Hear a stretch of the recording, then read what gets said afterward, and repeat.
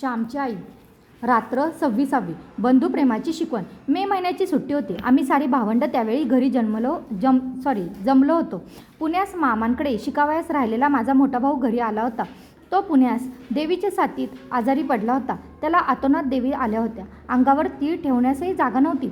मोठ्या मुश्किलीनेच तो वाचला होता. मी दापोली जवळच शिकावयास राहिलेलो होतो.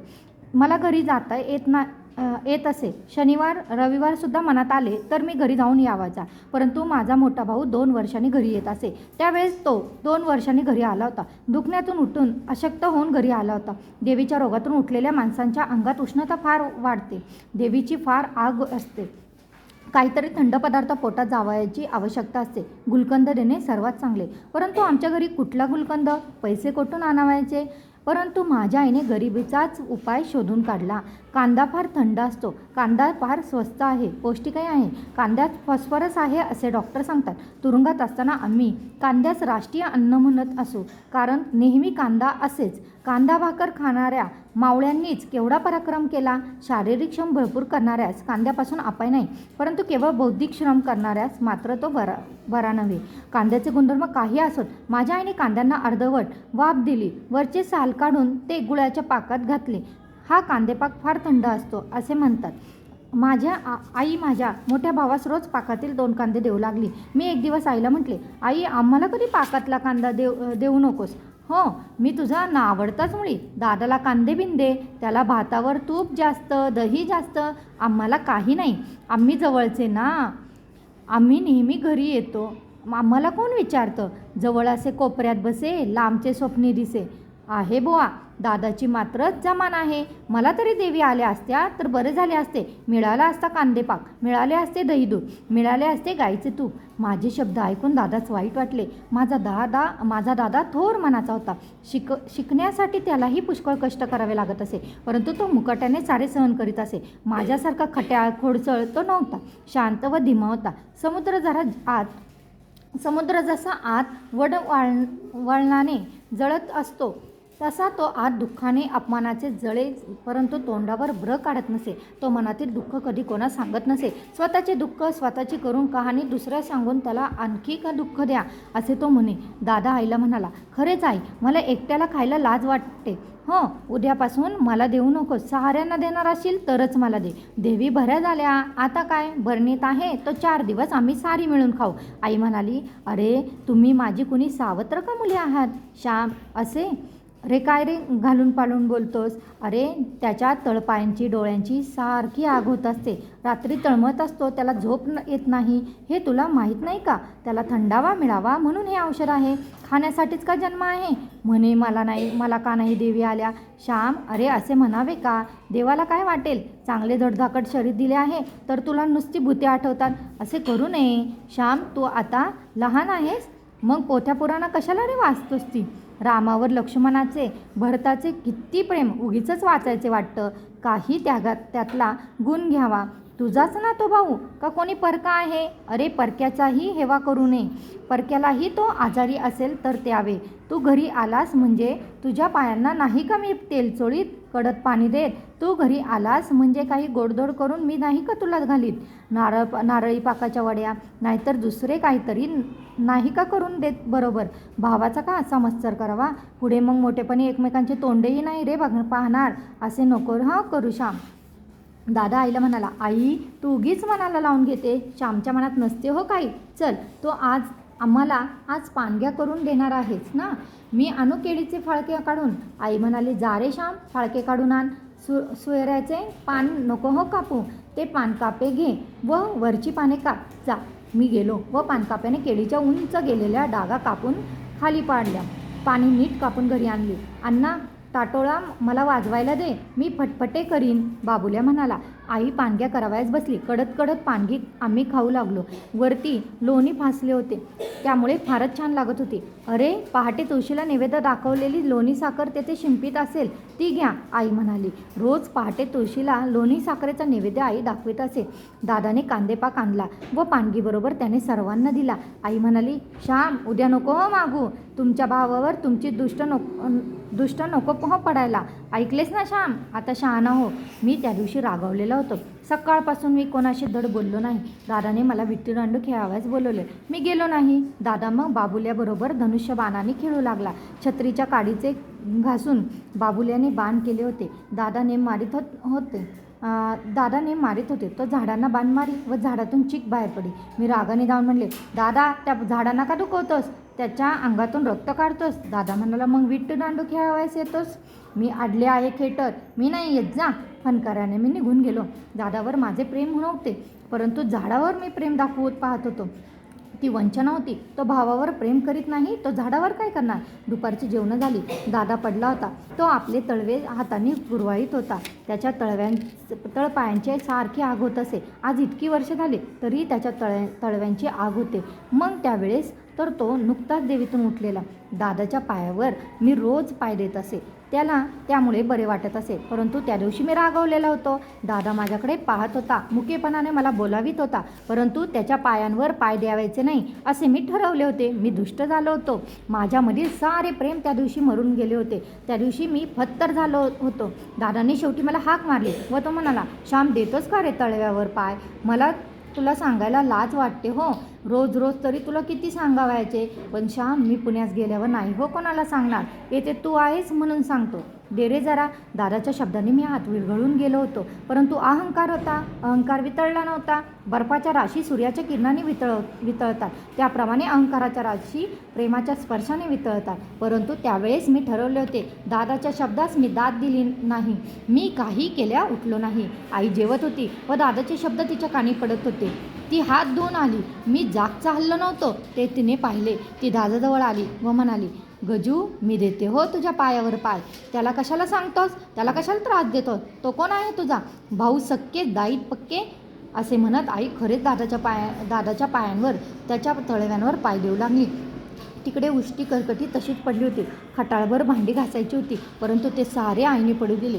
स्वयंपाकघराचे दार, कुत्रे वगैरे आत जाऊ नये म्हणून लोटून घेऊन ती दादाच्या सेवेसाठी आली. माझी प्रेममूर्ती, त्यागमूर्ती, कष्टमूर्ती आई, मोठ्या मनाची आई. एक शब्दही मला ती बोलली नाही, माझ्यावर रागवली नाही. शेवटी मी शरमलो. माझा अहंकार पार वितळला. मी आईजवळ गेलो व म्हटले, आई तू जा, मी देतो पाय. आई हो ना दूर. आई म्हणाली, द्यायचे असतील तर नीट हळूहळू दे.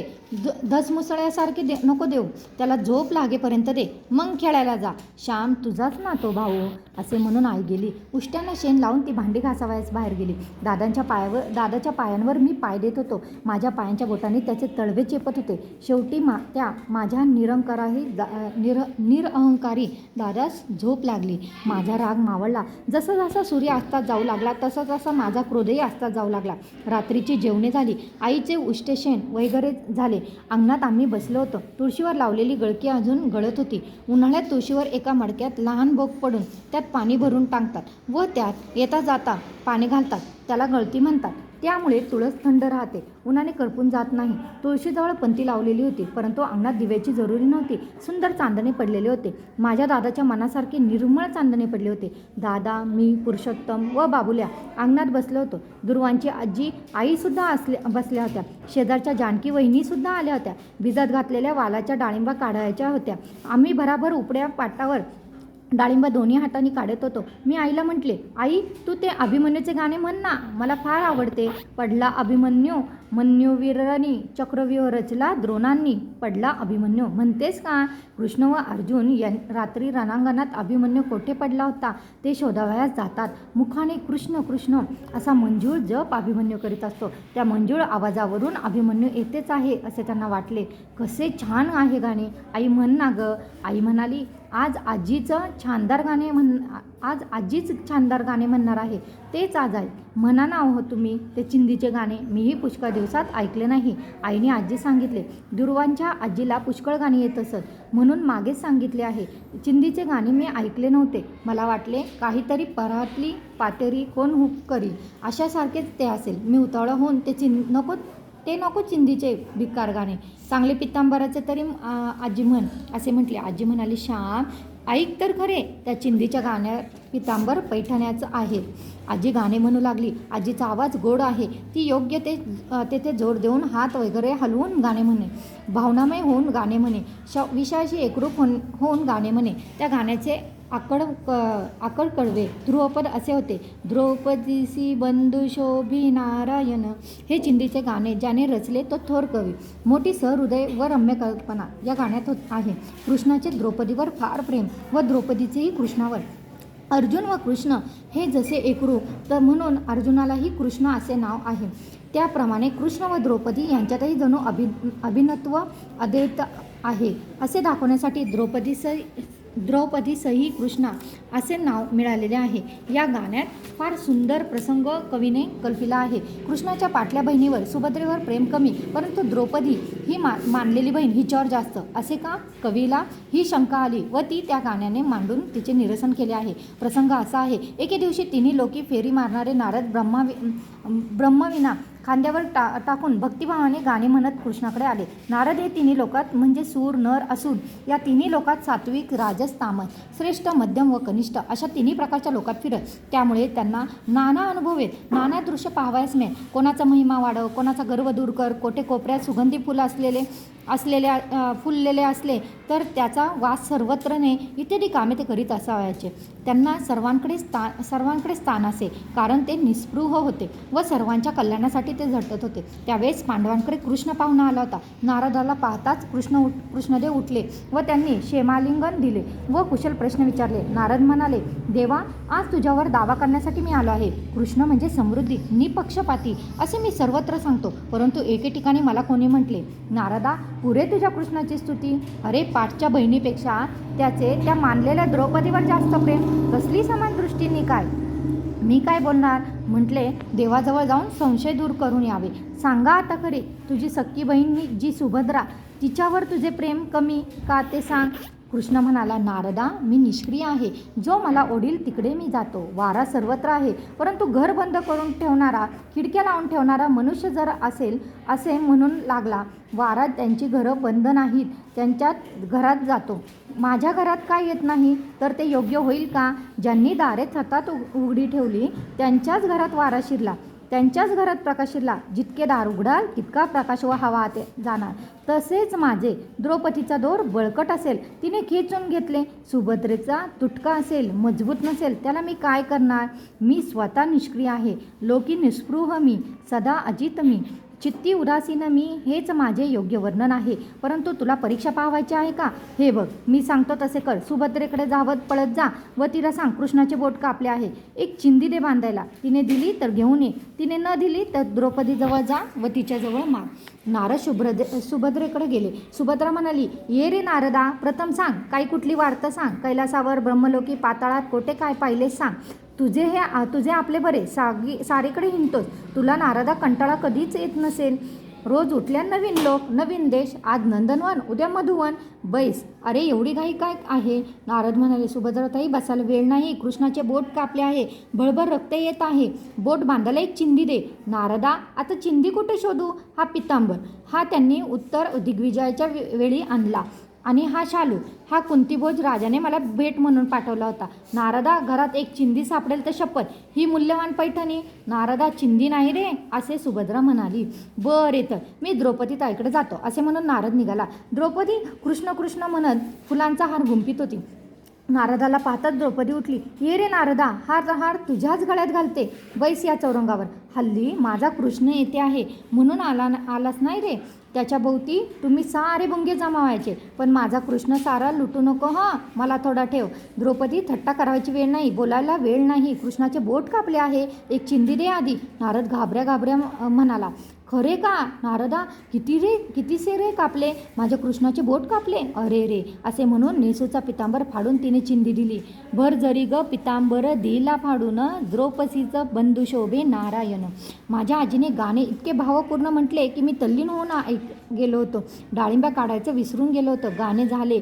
मला आई म्हणाली, श्याम, आवडले की नाही? ऐकलेस की नाही नीट? आईचा हेतू ओळखायला मी आईला विचारले, आई, आजीला तू हेच गाणे आज म्हणावयास का सांगितलेस? ते ओळख बरे. तू का मनकवडा आहेस? आईने म्हटले. मी म्हणालो, आज दुपारी दादाच्या पायांवर मी पाय देत नव्हतो. सकाळी त्याला कांदेपाक खाऊ देत नव्हतं. सुभद्रा सक्की बहीण असून कृष्णाला चिंधी देईना. तसा मी सक्का भाऊ असूनही प्रेम करीत नाही. मला हे तुला दाखवून द्यायचे होते होय ना? मला लाजवण्यासाठी तू हे गाणे आजीला म्हणायला सांगितले, खरे की नाही सांग? आई म्हणाली, होय, तुला लाजवण्यासाठी नाही, तुला प्रेम शिकवण्यासाठी. मी एकदम उठलो व दादाजवळ गेलो. दादाचा हात हातात धरून मी गदगद स्वरात म्हटले, दादा, आजपासून मी तुला नाही म्हणणार नाही. मी तुला प्रेम देईन, भक्तीने देईन. माझ्या दुपारच्या वर्तनाबद्दल तुम्हाला क्षमा कर. दादा म्हणाला, श्याम, हे काय रे? क्षमानी भीमा कसली मागतोस? मी दुपारचे विसरूनही गेलो होतो. आकाशातील ढग क्षणभर असतात, तसा तुझा राग, तुझा लहरी स्वभाव मला माहीत आहे आणि तुझे मन स्फटिकाप्रमाणे निर्मळ आहे हेही मला माहीत आहे. आई, आम्ही कधी एकमेकास अंतर देणार नाही. क्षणभर भांडलो तरी फिरून एकमेकास मिठी मारू. आई म्हणाली, तुम्ही परस्पर प्रेम करा, यातच आमचा आनंद, देवाचा आनंद. धन्यवाद.